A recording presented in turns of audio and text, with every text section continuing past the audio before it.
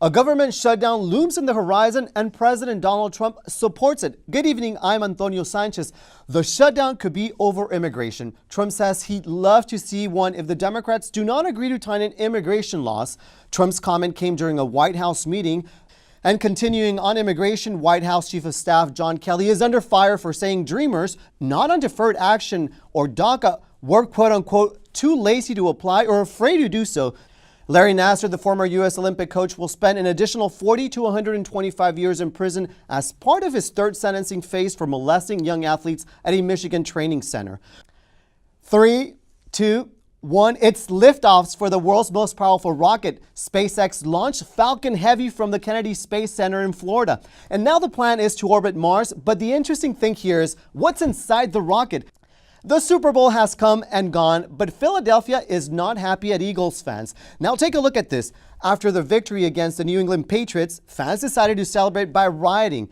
Gas stations were looted, traffic lights were torn down. A winter storm in Iowa causes chaos on the freeway. A 70-car pileup has left at least one person dead on Interstate 35. Authorities say many other drivers were injured due to icy conditions near Des Moines. But meanwhile, here in Southern California, we're lucky. Our winter feels more like springtime with warm temperatures and lots of sun. Let's take a look at weather. Developing right now, a 12-year-old girl remains behind bars after a shooting at a Los Angeles middle school earlier today. 5 people are injured, 2 of them with significant wounds.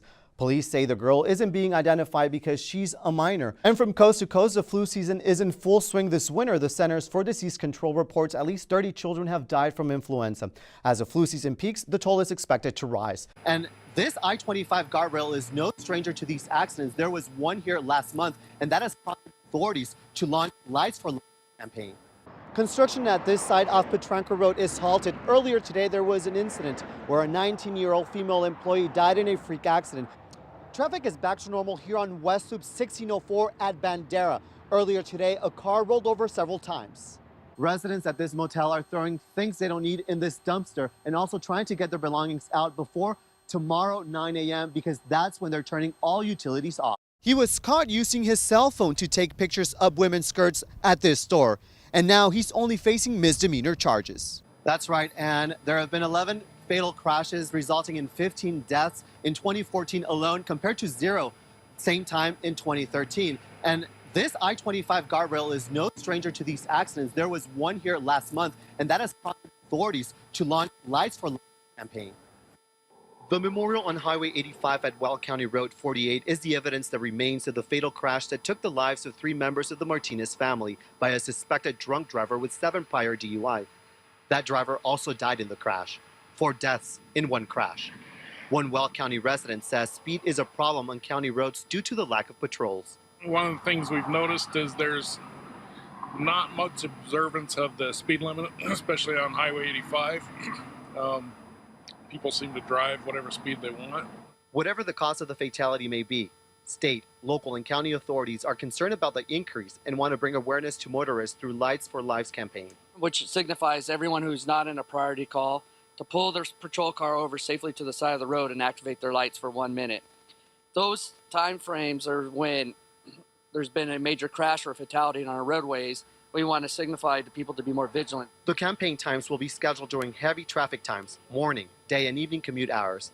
Any additional times will be determined by future traffic fatalities. The city of Eaton is one of many participating in the Lights for Lives to bring awareness and protect people on the roadways in the county. Pay attention to what you're doing, put down the electronic devices, and arrive alive and stay safe, and pay attention. Pay attention to the task at hand when you're behind the wheel of an automobile. Tim Bueller is a concerned resident. Before he hits a road, he is vigilant. Keep my eyes open. Definitely. Keep my eyes open and slow down. Now back out live.